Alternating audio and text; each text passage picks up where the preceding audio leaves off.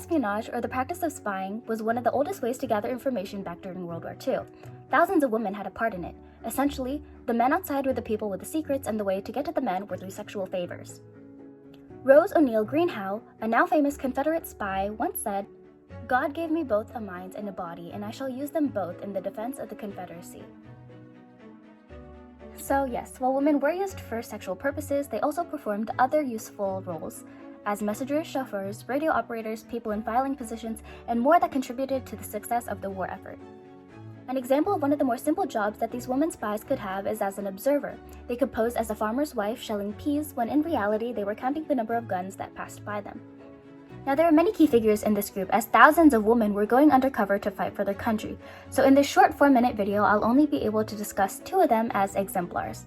Amy Elizabeth Thorpe, who answered to her codename Cynthia, was an Anglo-American spy who was recruited by the British Secret Intelligence Service.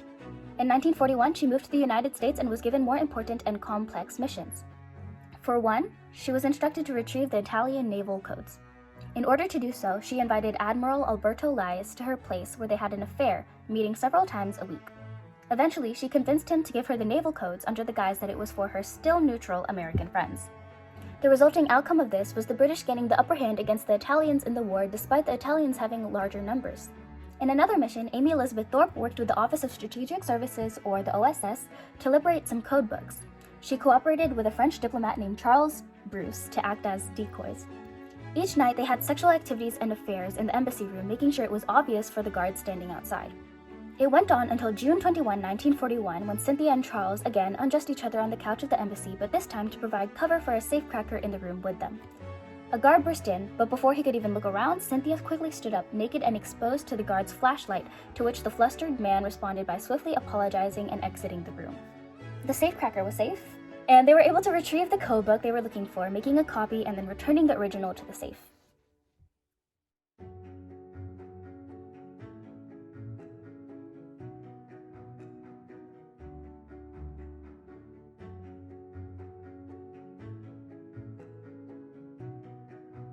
The next woman spy I have is Helene Deschamps Adams. On May 10, 1940, the Battle of France began, and by June 14, Hitler and the Nazis had taken over. For a while, the Nazis did everything they could to dissuade the people of France from fighting back by humiliating and demoralizing them. Then one day, Charles de Gaulle, the former president of France who was exiled, appeared on TV.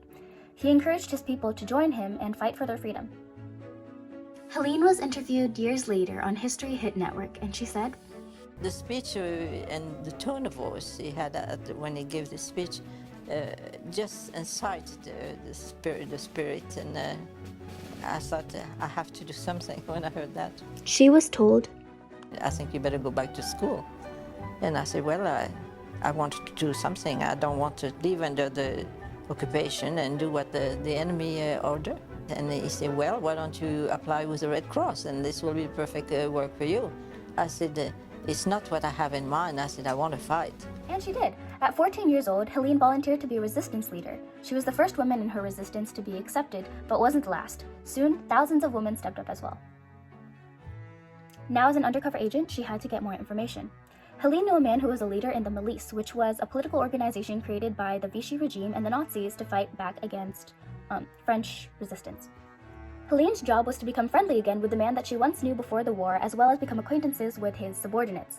Her ultimate goal was to get the chief to hire her as his personal secretary.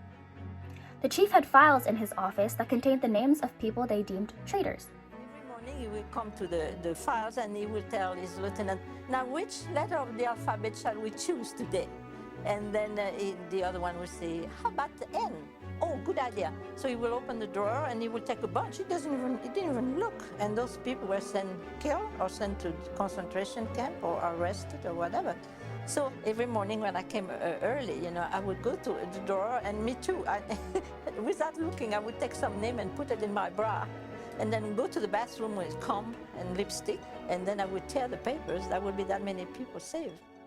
Years later, during another mission, Helene and her sister Jacqueline, who had joined the resistance when she found out that her sister was in it, were in a car trying to get some intelligence to the Americans when they were caught in sniper fire.